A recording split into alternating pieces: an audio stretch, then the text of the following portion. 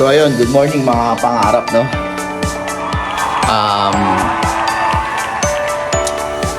Yun, sa sobrang lamig, pinakita ko sa inyo kanina kung paano nire-repair yung pipes dito. Saka yung coil, di ba? So, ang nangyari, kaya siya nalamig or kaya siya nag-freeze yung pipe because itong aircon, kung kung mararamdaman nyo lang, ako nararamdaman po kasi dito coming from here. Ayun, actually may yellow nga eh. So, pumapasok yung lamig coming sa labas. So, ang tendency mga kapangarap, ayan o, dito banda, dito may mararamdaman kang lamig, cold coming from outside. Then, dumidirekta siya sa mismong pipe. So, ang nangyari, nag-freeze yung pipe. And dahil dito, sa open na to. So, kailangan natin diskartehan to na hindi siya tumatama dito sa sa pipe na to. Sa mga coil niya. Kasi ang nagko-cause niyan is magpi-freeze yung pipes.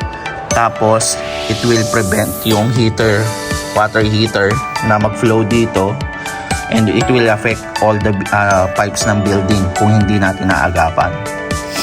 So, nung tinorch na yan, tumawag ako ng maintenance nga para yun, sabi nila, kailangan i-torch. So, nung tinorch na nila, narinig namin yung parang nagka-crack na yung yelo sa loob. Yun, meaning, nung dumaloy na yung tubig, nagtuloy-tuloy na rin siya papunta doon. So ngayon, mainit siya. Nararamdaman ko mainit siya. So ngayon, kailangan natin diskartehan to.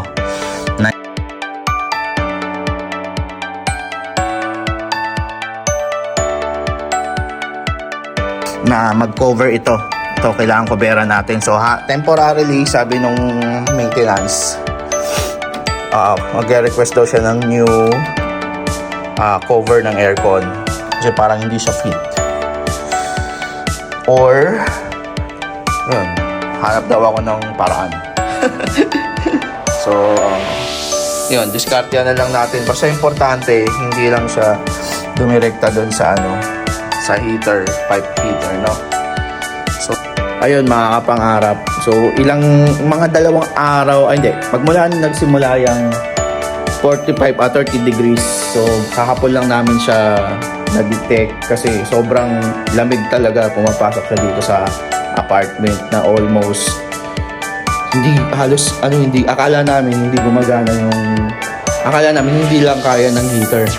So buti na lang, ganun nga nangyari na naagapan natin. Kasi kung hindi natin naagapan yan mga pangarap, tuloy-tuloy yung freeze ng pipe, then hindi dadalo yung tubig.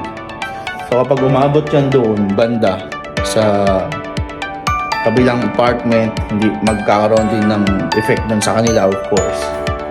May isang line lang dito, at kung medyo malala na, may possibility na sumabog yung pipe, diba?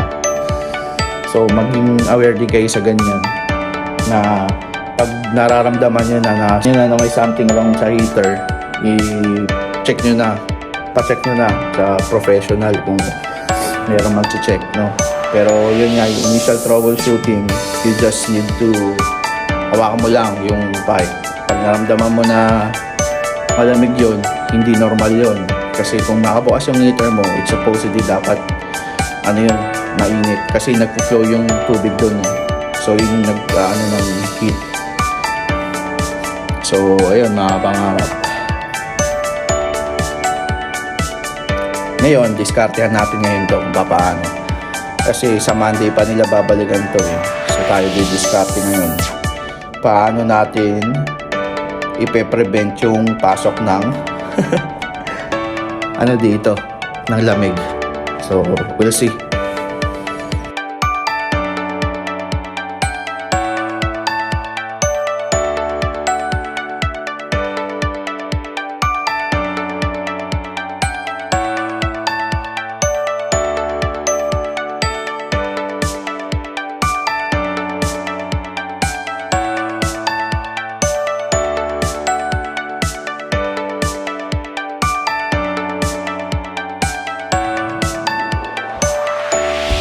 So ayun mga kapangarap, temporarily sinaberan ko muna siya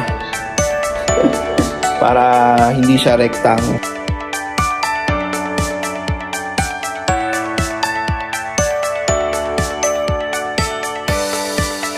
Yan, hindi siya rektang tumatama dito sa heater na nagkakos ng